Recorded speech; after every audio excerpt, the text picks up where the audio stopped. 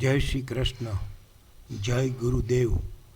JK Cement weekly cutting the flying kite, stop and use to buy 30th April 2022।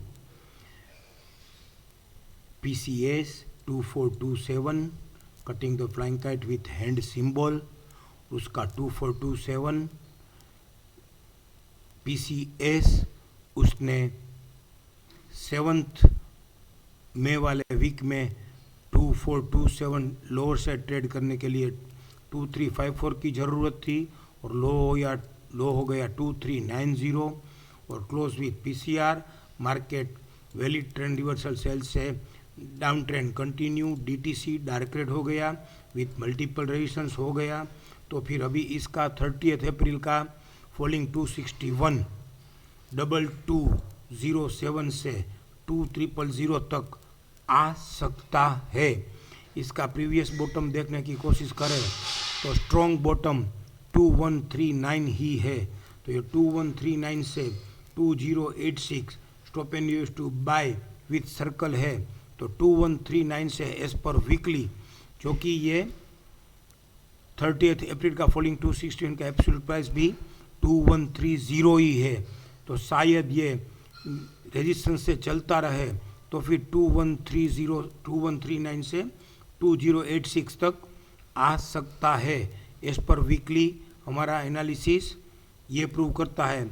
14 मई वाले week में भी ये cutting the flying kite था, लेकिन उसमें उसने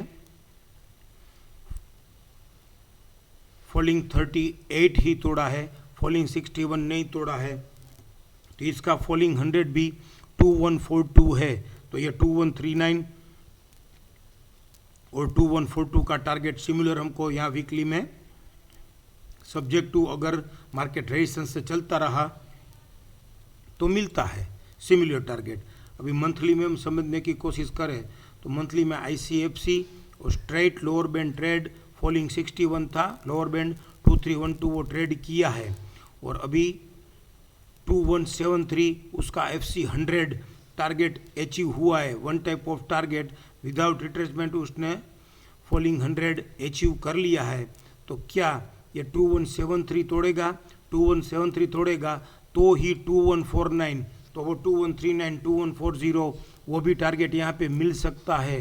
लेकिन उसके लिए 2173 तोड़े तो भी 2140 खाली 30 पॉइंट का ही टारगेट है, तो ट्रेडेबल डिस्टेंस नहीं है। तो यहाँ पे 2173 को ही हम 2140 मान के चल सकते हैं, राइट। तोड़ता कि नहीं तोड़ता है वो डेली और वीकली हमको समझाने की कोशिश करेंगे। वीकली में नेक्स्ट वीक का प्लान 2243 और 2278 ही है, फॉलिंग 38। तो 2173 नेक्स्ट वीक में फॉलिंग 100 तक जा सकता है, तो अगर हो सकता है। अब उसको डेली में समझने की कोशिश करें तो डेली में ये FUB के घर में है। FUB के कंप्लीट राउंड बाय होके FUB फर्स्ट अकर हुआ है और फर्स्ट FUB अकर होके ये FUB के घर में है, तो ट्रेंडिंग सेल के घर में है। तो ट्रेंडिंग सेल के घर में और फर्स्ट FUB का इम्पोर्टेंस इतना ज़्यादा है कि नहीं, वो आने वाले दिनों में देखते रहेंगे। ये 2257 stop and use to buy with circle हुआ है, तो stop and use to buy with circle in action में अगर आएगा तो फिर ये 2257 लोअर साइड ट्रेड नहीं करेगा। और अगर ये 2257 लोअर साइड ट्रेड करके रिवर्सल सेल हो जाता है तो फिर इसका प्रीवियस बॉटम ये 2492 स्ट्रॉन्ग बॉटम भी इसने लोअर साइड ट्रेड कर दिया है। ये ब्लू रेड भी उसने, ब्लू रेड और ग्रीन वाला ये बॉटम भी उसने 2268 भी लोअर साइड ट्रेड कर दिया है। तो इसका प्रीवियस बॉटम वाव बाटा इंडिया और उसकी तरह यहाँ पे भी हमको एक पैरोट ग्रीन बॉटम मिल गई 2191 और 2182। तो अब शायद ये 2173 ही लोअर साइड मंथली वाला ट्रेड ना करे, क्योंकि हमारे पास डेली में 2191 की पैरोट ग्रीन बॉटम अवेलेबल है। वो false converted strong up move है। यहाँ पे ये पहले ब्लू बॉटम हुआ करती थी फिर उसने ये टॉप ट्रेड कर दिया 2563। तो इस दिन पे 5 अप्रैल को वो ब्लू बॉटम पैरेट ग्रीन में कन्वर्ट हो गई, तो ये स्ट्रॉन्ग बॉटम हो गई है। तो ये बहुत अच्छा सपोर्ट एज ए वर्क करता है यूजुअली। तो 2191 ही लोअर से ट्रेड नहीं करेगा, तो